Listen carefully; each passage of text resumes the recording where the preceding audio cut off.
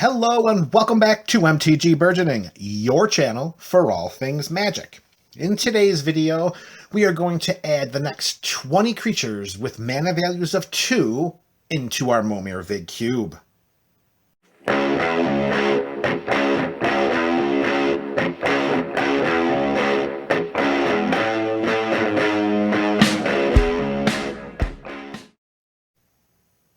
What's up, MTGBC? That is the MTG Burgeoning community. Here we are with another installment of our Momir Vig Cube series.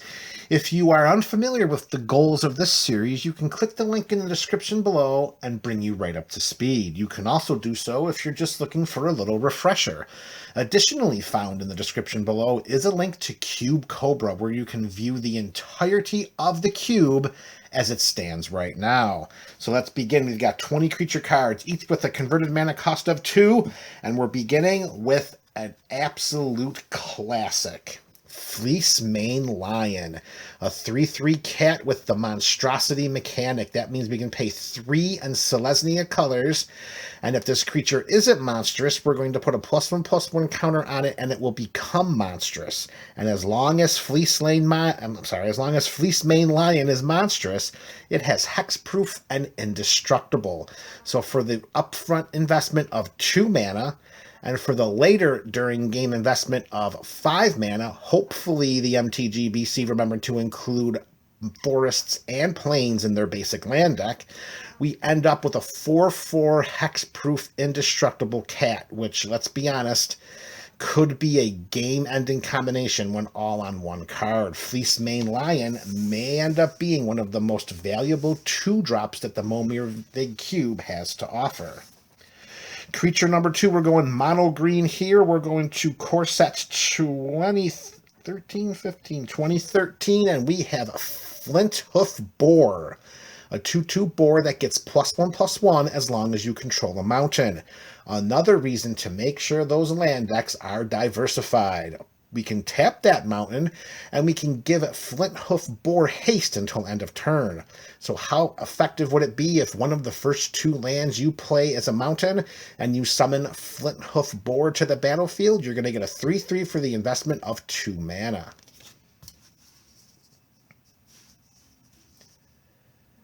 Alright, creature number 3, we're going mono black, and we have Fretwork Colony, a 1/1 insect that can't block, and at the beginning of our upkeep we put a +1/+1 counter on it and we lose 1 life.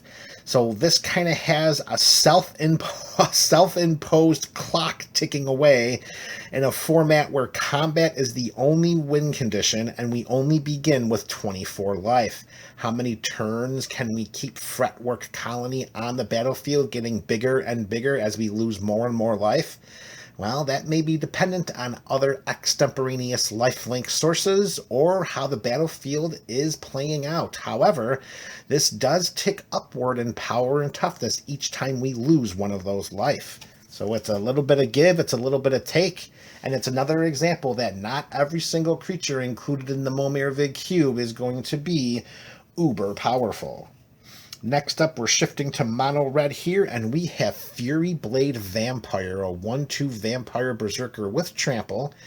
And at the beginning of combat on our turn, Fury Blade Vampire offers us a very, very interesting choice. If we choose to discard a card, she will get +3/+0 until end of turn. For the investment of 2 mana, we could send a 4/2 trampler into combat, but it will cost us one of our valuable lands in our hand. Because remember, each time we summon a creature from the Momir Vig Cube, we must discard one of those land cards from our hand. Is that going to be tempting enough to make Fury Blade Vampire a temporary boost of +3/+0? That will be up to whoever summons that vampire berserker. Alright, getting to the 1/4 mark, we're going mono green again, and we have Finn the Fangbearer, a 1/3 human warrior with Death Touch. Whenever a creature we control with Death Touch deals combat damage to a player, that player gets 2 poison counters, and you better believe that the Momir Vig Cube is going to be rife with Death Touching creatures. Getting Finn the Fangbearer on the battlefield under your control and also getting a little bit of luck by maybe getting a few other death touch creatures under your control could win the game just by swinging in with 5 points of death touch poisoning combat damage. Each time one of these creatures is going to deal damage, whenever it deals combat damage, not when it's 1 point, you get 2. It's just whenever it deals combat damage. So if your Death Toucher is a 3/3 and it deals combat damage to another player, that player is only going to get 2 poison counters. He or she is not going to get 3. So it's just the fact that the creature has the Death Touch and is dealing combat damage. All right, we're 5 creatures deep, and we're going mono black again, and this time it is Gloom Surge in a 2/1 spirit. If combat damage would be dealt to Gloom Surge, prevent that damage and exile that many cards from the top of our library. This offers a very, very intriguing dynamic because once we run out of cards of our library, there is no chance to summon any more creatures unless you already have cards in your hand. So Gloom Surgeon most likely could stay out there taking the brunt of any ground attacks, not dying. We lose cards from our library, but just how long can we continue with that process before the lack of cards in our library comes back to get us? Gloom Surgeon, very, very interesting addition to our Momir Vig Cube. Staying with mono black and going to a zombie, we are going to talk about the Gnawing Zombie, a 1/3 that we can pay 1 and a black mana to sacrifice a creature, and target player loses 1 life and we gain 1 life. As we talked about earlier, in a combat-driven format where each player begins with 24 life, having a life drain effect like this that can also double as combat shenanigans, particularly if we chump block with a creature, trading down, of course, but then we sacrifice the creature with Gnawing Zombie's ability and we end up gaining a life and a player loses a life. We have a way in which to shift the life balance in our favor. But this is just another example, MTGBC. Make sure you have those black mana sources in your basic land card deck. All right, next we're going to mono red for creature number 8. And we're going to talk about the Goblin Crater Maker, a 2/2 Goblin Warrior that we can pay 1 and sacrifice to choose one of the following 2 modes. Goblin Crater Maker will deal 2 damage to target creature, or we destroy target colorless non-land permanent. So 2 damage to target creature could be considered a form of removal. Destroying a target colorless non-land permanent for the purposes of this format where we're only handling creatures and we can't destroy lands with Goblin Crater Maker's ability, we're looking to destroy an artifact creature. In a format where we have no instant or sorcery spells, anything that can be considered any type of removal, and Goblin Crater Maker has 2 potential forms of removal on 1 card, we can consider this creature to be inordinately powerful for what it can do after it dies. Next up, hitting creature number 9 and staying with our goblins, we have the Goblin Diplomats. 2/1. We can tap it, and each creature attacks this turn if able. This pretty much is going to be our own individualized mass haste enabler. We get Goblin Diplomats on our side of the battlefield. We summon our bigger creatures during the mid to late game. We turn Goblin Diplomats sideways, allowing each newly summoned creature to attack with haste. And hopefully that's enough to get the greatest value out of our creatures and eventually overwhelm our opponents. All right, hitting the halfway mark, we have yet another goblin. This time it is Goblin War Driver, a 2/2 Goblin Warrior with the Battle Cry mechanic. Whenever Goblin Warrior attacks, each other attacking creature gets +1/+0 until end of turn. This temporary combat triggered power boost could be enough to send just enough lethal damage through an opponent, particularly if our other attacking creatures have some form of evasion, like flying, or maybe trample, maybe double strike, or maybe a landwalk ability. All right, heading things off with the bottom half of this video's creatures, we have Gold Mirror, our first artifact creature. It's a 1/1 mirror that we can tap for 1 white mana. Again, we have no ramp spells in this deck, no ramp spells in this format, no instants, no sorceries, no enchantments. It's just all creatures. So if we can get a creature out onto the battlefield that acts as ramp, like Gold Mirror, it allows us to get further ahead in the game and cast creatures from the Momir Vig Cube ahead of curve. Next, we have Mono Blue, and this is Guardian of Solitude, a 1/2 spirit that says whenever we play a spirit or arcane spell, target creature gains flying until end of turn.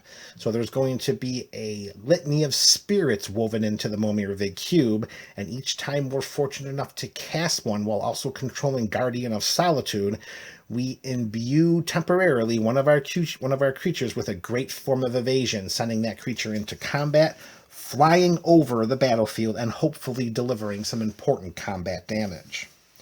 Speaking of flying over the head of our opponent's creatures for some important combat damage, we have the Gurmag Swiftwing, 1/2 flying, first strike, and haste.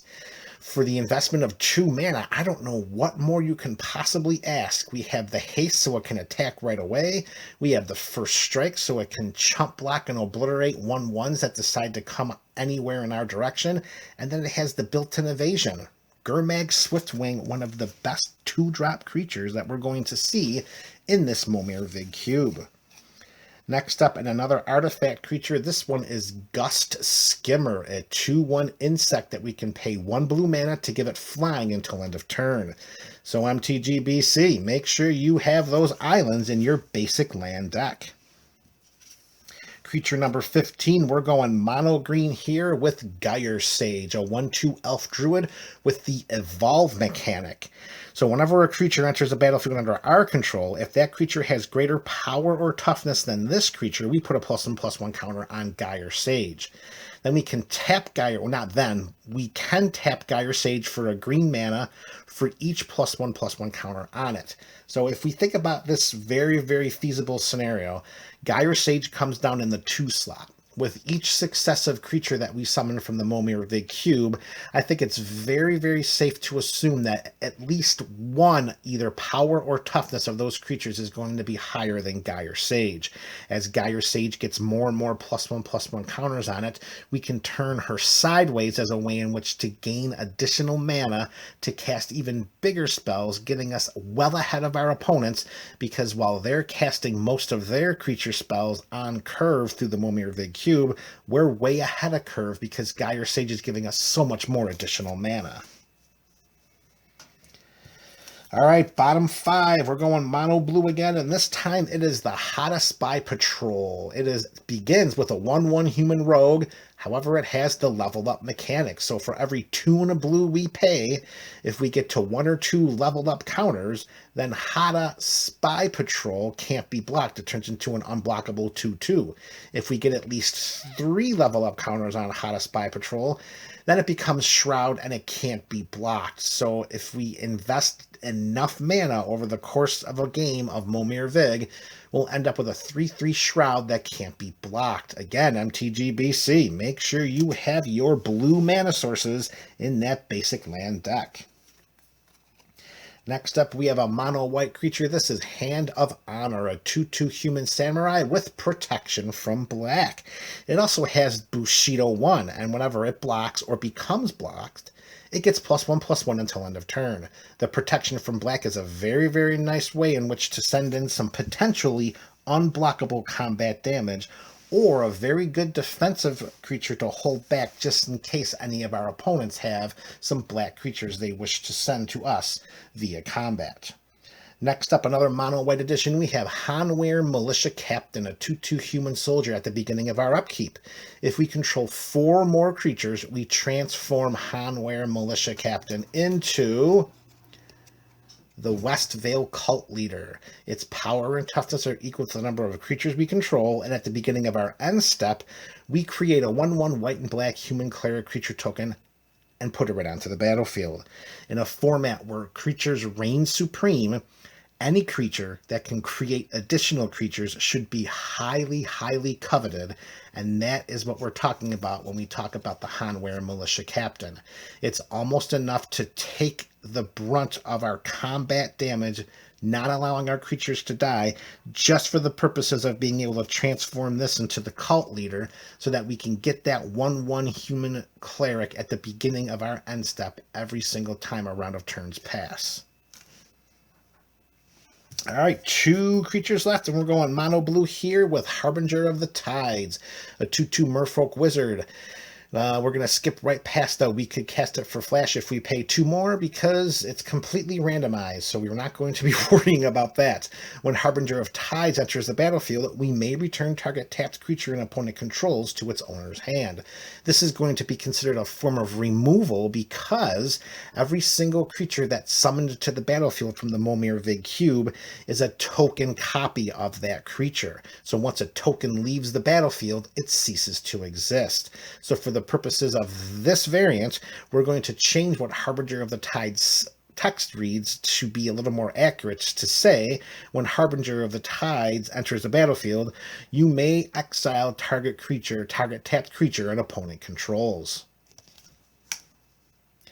All right, lastly, and creature number 20 of 20 for this segment of the Momir Vig video series, we have Harsh Mentor, 2/2 human cleric. Whenever an opponent activates an ability of an artifact, creature, or land on the battlefield, if it isn't a mana ability, Harsh Mentor deals 2 damage to that player. Now, yes, there is going to be a bit of nerfing going on with Harsh Mentor's ability here. However, as we've already seen, there are some artifact creatures in this cube that do have activations that are not mana abilities. Same thing with some creatures. Now, lands, that's probably not, I shouldn't say probably, that's going to be a no, because every single land on the battlefield is going to be a basic land. So although Harsh Mentor won't be able to hit every single little trigger that is presented in his text below, I think during the course of a game, he'll hit enough of it to make some opponents really think about whether or not they want to activate those artifacts or those creatures. And there we have it, MTG BC. Another 20 cards into the Momir Vig Cube. Let me know in the comment section below which cards tickled your fancy. This is MTG Burgeoning, your channel for all things magic.